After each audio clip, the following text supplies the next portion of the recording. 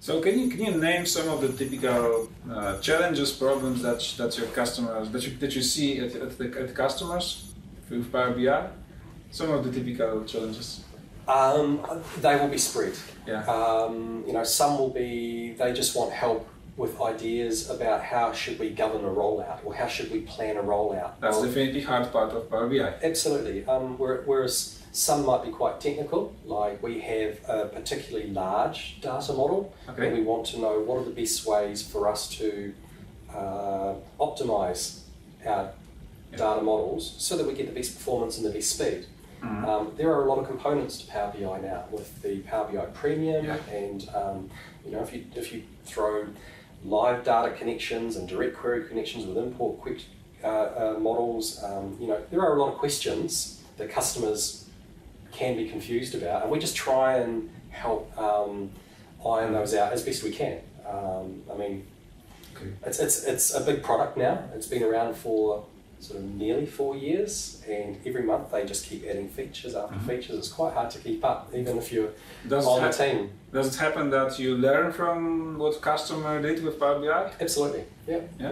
And the reason why I'm here in Warsaw is I'm working with a customer, and there are definitely things I've learned about the product because of the way they use it, and that's great because I can share it back with my team, and also next customer I necessarily go to. So there is a process of knowledge sharing at your team. Okay. Yeah, like I say, our particular team is just as much about learning from the customers what problems they're having and how we can probably help them better, as much as teaching them things. Although there's an element of training. Problem solvers. Yeah, but scale is the thing. Okay, so. So let me get back to the times before you joined Microsoft. Sure. So you joined Microsoft last time, and before you were an active member of Power BI community, one of the most active actually, recognized expert on the community website, awarded with MVP. So do you continue your contribution? We know that yes, because you're at the meetup today. Sure. I used to be very active on the website community.powerbi.com. Yeah. Over 500 kudos. Yeah. We know that. And I haven't been so much lately because I've been quite busy. That's something I would like to get back to and do because I think that's something that does help a lot of people. And that was one of the areas that I found I learned a lot from as well. Okay. So when you enjoy that, you certainly learn yourself. So and as you learn a lot, then you can go to local community events like SQL Saturdays in my part of the world, and some of the bigger conferences. Like I spoke last year at the big Business Application Summit in the States, which was quite a good event to go to.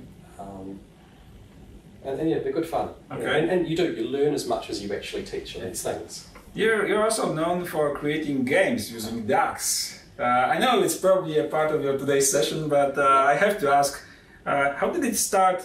What was the idea behind? Okay, well DAX doesn't have to be boring. Yeah. And I was creating a series of blogs, once a week, once a fortnight, and I was writing about things that perhaps weren't that interesting. I enjoyed Minesweeper and Amazing DAX. Yeah, so how do you do period comparisons and some really sort of dry accounting type things? I thought, no, let's just see if we can be a bit creative. So the first one I did was a simple blackjack game.